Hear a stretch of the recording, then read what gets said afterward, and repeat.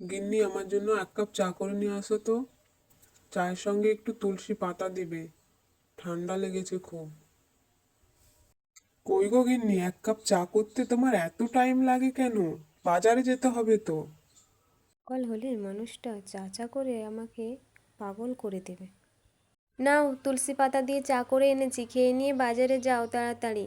আর বাজার থেকে ফেরার সময় একটা মুরগি নিয়ে আসবে, অনেকদিন মুরগির বিরিয়ানি খাওয়া হয় না। আজকে ভাবছি বিরিয়ানি বানাবো। আর বাজার থেকে তাড়াতাড়ি আসবে। ঠিক আছে ম্যাডাম, তোমাকে আর বলতে হবে না, আমি ঠিক বাজার করে নিয়ে তাড়াতাড়ি চলে আসবো। আর বাসমতি চালও আনো, আমি তো আসল জিনিসটাই ভুলে গেছিলাম, যাও তাড়াতাড়ি। আজ আমার দোকানে এখনো বউনি হয়নি।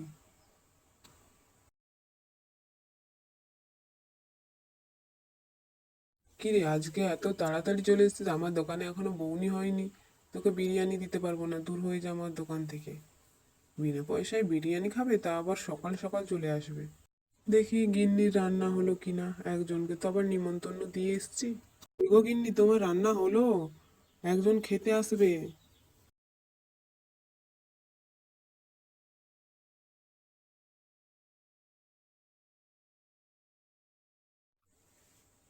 তোমার রান্না কত দূর হলো গিন্নি? আমার রান্না প্রায় শেষের দিকে। সে তো মনে হয় এবার চলেই আসবে। হ্যাঁ, তোমরা হাত মুখ ধুয়ে বসো, আমি এখনই খাবার বেড়ে নিয়ে যাচ্ছি।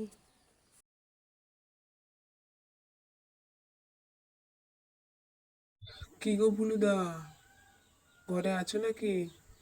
আরে জগা, ঘরে আছি, তো চলে আয় ঘরে।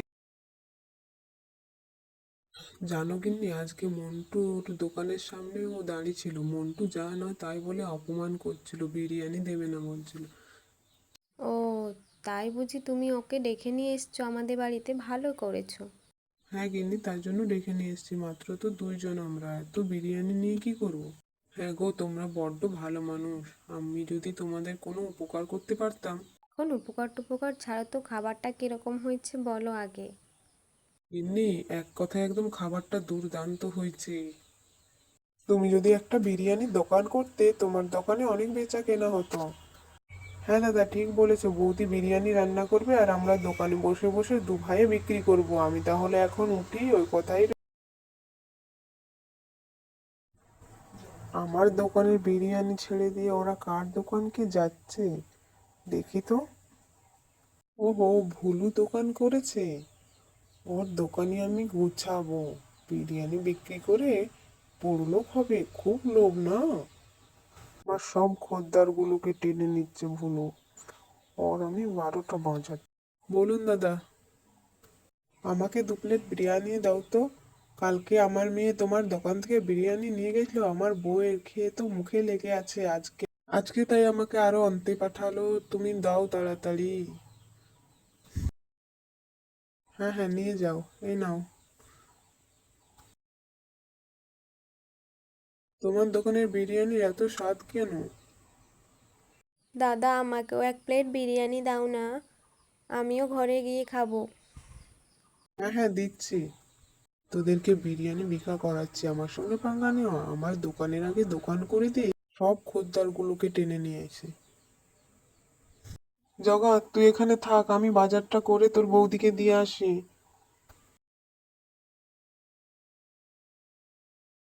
জগা ভাই, জগা ভাই, আমার শরীরটা খুব খারাপ লাগছে, আমাকে আমাকে 1 গ্লাস জল এনে দাও না, না হলে এখনই মারা যাবো আমি। আমাকে 1 গ্লাস জল এনে দাও জগা ভাই।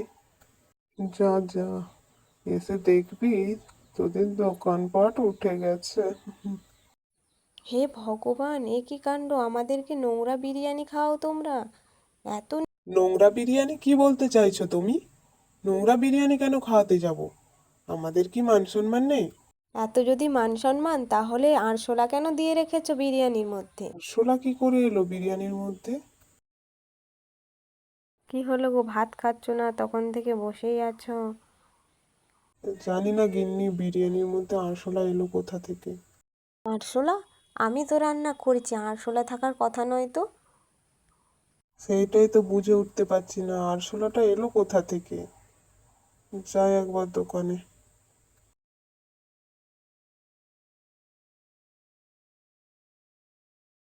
দেখো দেখো আবার দোকান নিয়ে চলে এসেছে।